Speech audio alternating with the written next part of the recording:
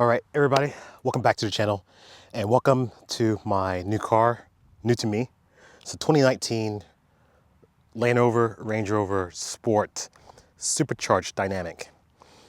Now, I just want to say I appreciate everybody when they, kind of gave their support. I know that this channel was started as a review channel, and then I kind of went more BMW focused as opposed to more BMW X5. And then I switched out. And I don't want you guys to feel deserted, but I do want to try out different things. And I'm not trying to say the BMW was a bad car to have. That SUV was probably one of the best vehicles I ever had. And that's why I say maybe later down the road, I may end up getting another one. But I was curious about these Land Rovers. I've always seen them, always want to do things. And you see probably with the X5, you probably see me do a little bit of stuff. Like, I took it to Pismo Beach, in the sand a little bit, and do some little bit of the flooded road. Obviously, I didn't cross any thresholds with it, but you look at the X5M.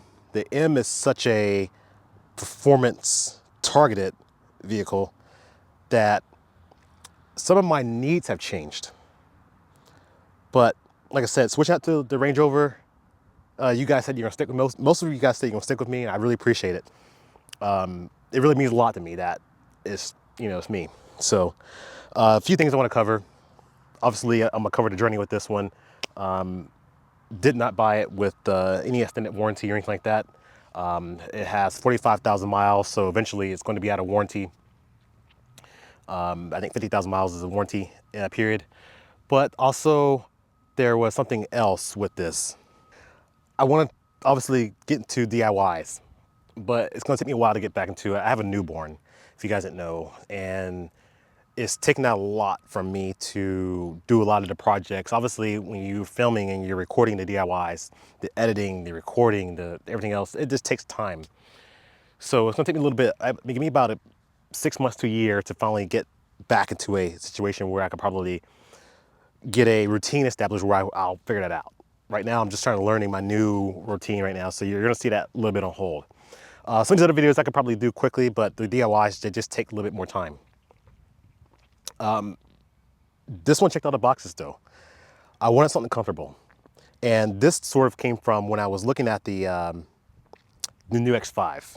I ended up actually taking my X5 to service, and they gave me a loaner vehicle. The loaner was a brand new X5 OBDII.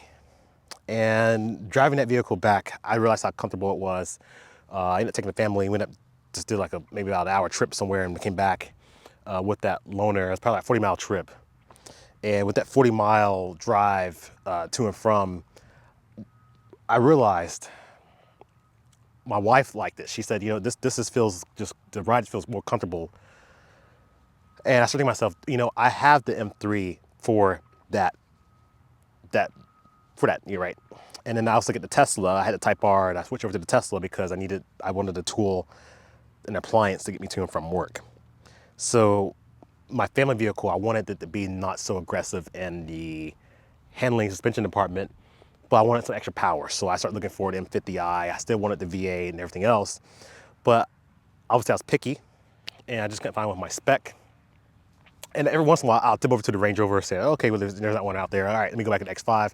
I went over to SQ7. I was all over the place trying to find something. I wanted air suspension. I wanted something that could tow. I wanted towing capacity. That was a must. And the Range Rover just seemed to check those boxes. And the benefit, it has off-road capability. So I do want to do some off-road events with Land Rover. this is not gonna be like a mall crawler or a Chelsea tractor. I am gonna do something with this. I don't know what. I don't know how extreme. Obviously, I don't want to take it to where branches or scratch it down the sides of or anything like that, but I might want to do some paths and things like that, because that's what it's designed for. It's like I take the M3 on the track. That's what it's designed to do. And I like exploring those abilities of these vehicles for their potential. One of the things I've done so far, actually, let's take a look around. That way I can talk to you about it more in detail. Now, I want to be upfront. I'm going to be the first one to tell you that this is not an X5. It's not going to handle like the X5. It doesn't have that driving dynamic like the X5. X5, if you, and I still stand by what I said, because I know I talked about it and I know people quote me on this. If I had to choose one vehicle, the X5 would be the one, especially the M. And that's reason why is because the M can do everything very well.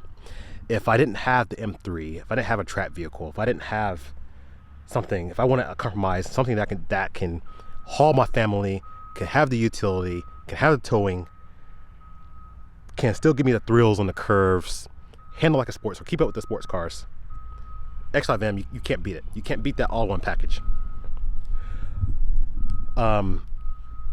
Obviously, like the M3 can handle most of those. M3 can do everything but the utility portion. It has the handling, it has the acceleration, but the utility, obviously you can't tow with it. It's, you know, you're limited. The ride is a little bit rougher on the M3. And then you have this one doesn't, I think of this more of jack of all trades, sort of master of none in a sense. However, it does have a trick of its sleeve. So it can do it. This got the V8, supercharged V8, 518 horsepower. So it's got decent acceleration. It's nowhere near M level. 0-60, I think they're saying it's 5-second range. It has the comfort. It's got the air suspension. It has the towing capacity. It with the Range Rover, their driving dynamics, it can do a little bit more as far as, you know, I feel like the train response levels and everything like that they have in here programmed, they can make these have really good, especially the sport models can do really good handling dynamics, as far as you don't feel like you're driving a big truck, but in a way you do feel like you're driving something big and heavy. But what it does well is, if I want to take this and go here, I can do it, and probably so can the X5. But which one's gonna be more comfortable? Which one's gonna excel?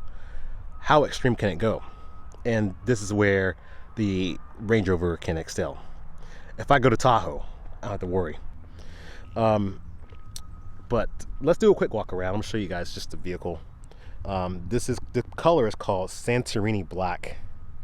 You can see it's got really nice metallic or pearl in here.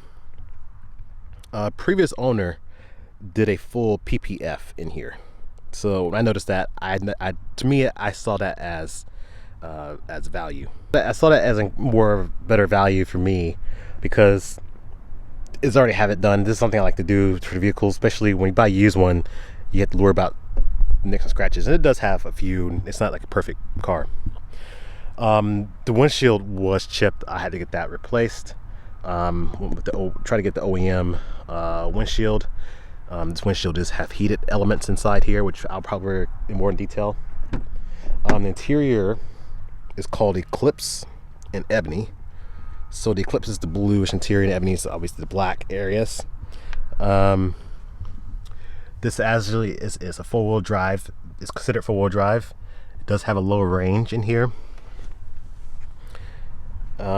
Heated and cooled seats, front and rear. And one of the things I liked about this compared to my X5 was the seat, the passenger seat didn't have to go with the car seat here. Now, with the normal X5, I didn't have that issue. But remember, my X5 had the rear entertainment screens that sat back there, and I lost a couple inches with that, because you didn't want that screen hitting that, or you don't want that car seat hitting those screens. So there was a Range Rover I found that had everything, and it had these screens, and I said, nope, I can't do the screens again, because you lose so much more. You lose a decent amount of legroom for the front seat passenger with those screen, and you don't really notice it until, like I said, 2 inches makes a big difference when you're sitting up front. And one thing I'm gonna do, I'm gonna add a hitch to it, and I talked to Land Rover. It seems like you could do it. It just has to be programmed, but your towing capacity doesn't change depending on, you know, which one you get. It doesn't matter as far as that goes. gonna do a full review of this thing probably sometime soon once I get used to it.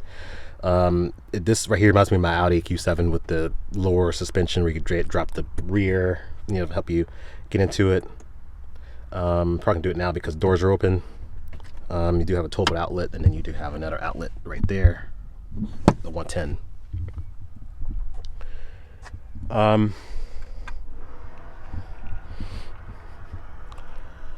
This guy has the optional 22-inch wheels, which I think look great in this, especially black on the black.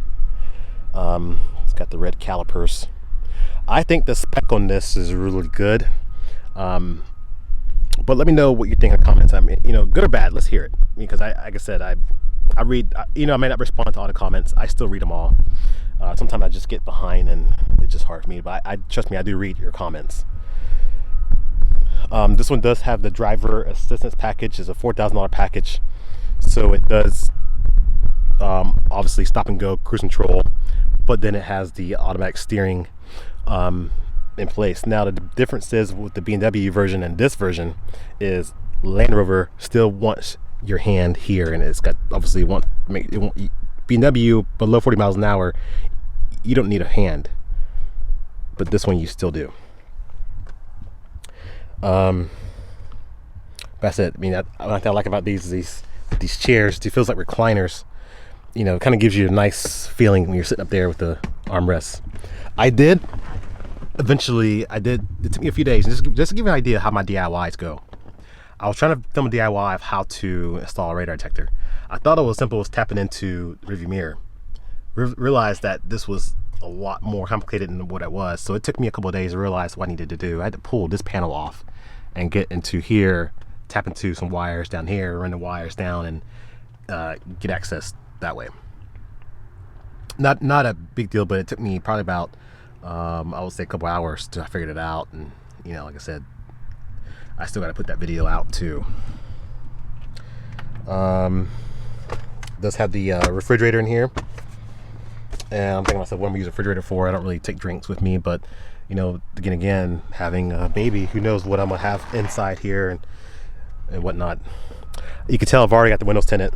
Had the Expel XR Plus put on, 15% all around, front windows, back windows, everything, and then at 70% here. I think I wasn't trying to do 70%. That was miscommunication with me and the installer, because I've already, when I did the windshield, I did the UV, so you can see that it has a bluish tint to it already.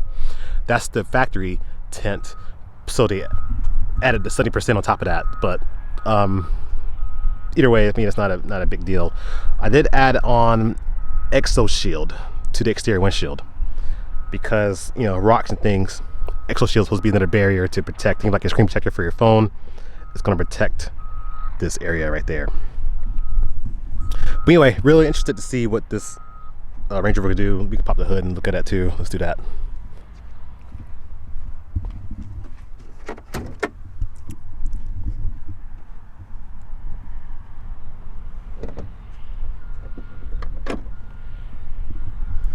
So supercharged V8.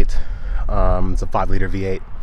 Now, eventually, I think the new ones on the 2023s, they are using the S68 engine from BMW. So this one, I don't know. I think this is still Land Rover Jaguar's motor, but yeah, I think the new ones are going to be the. And like I said, if I like this vehicle, who knows? If I had to cross shop again, who knows where things might take me? Because like I said, my goal eventually, I might get a M60i, but if I like this so much, who knows? I may end up sticking with Jaguar, Land Rover for a while, and maybe I'll try the 2023s out when the prices drop, and with the V8 BMW engine in it. So we'll see from there.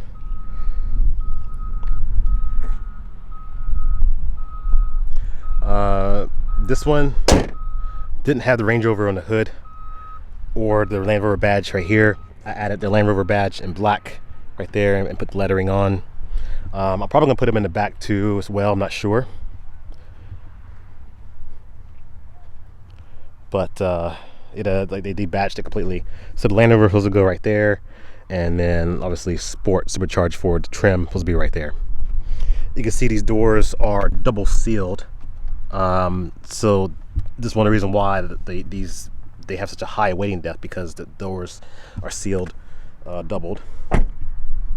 And the air suspension right now is in its normal height. There's different modes I could put it in, which I'm gonna say probably a different video. I'll probably demonstrate all that, but it can be in a what they call it is access setting, which then drops it down by an inch or two.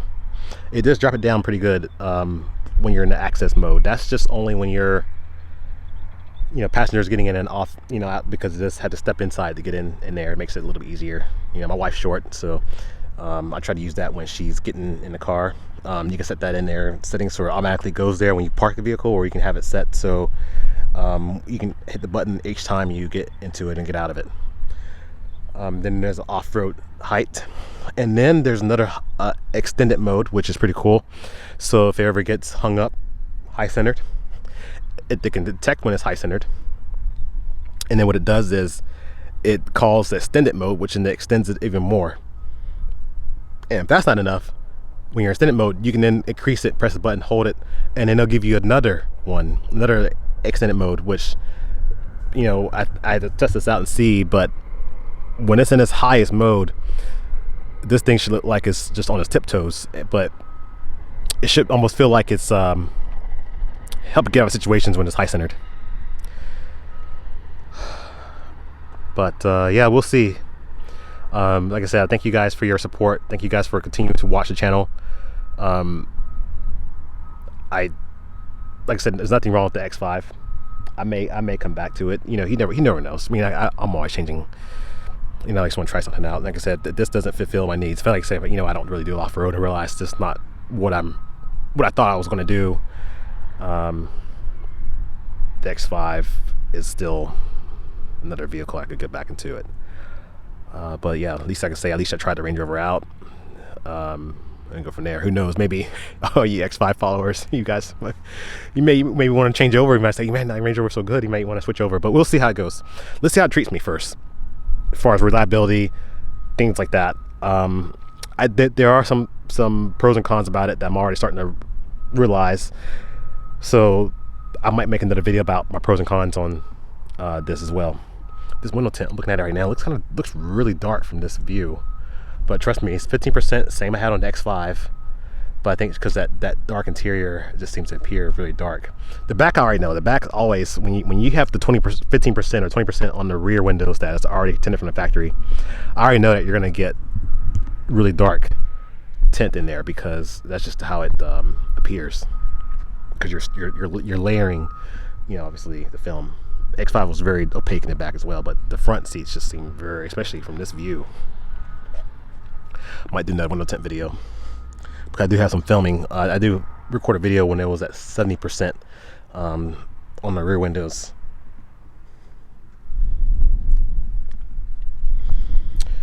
But yeah, thanks for watching, and I guess we'll see some more videos on this soon.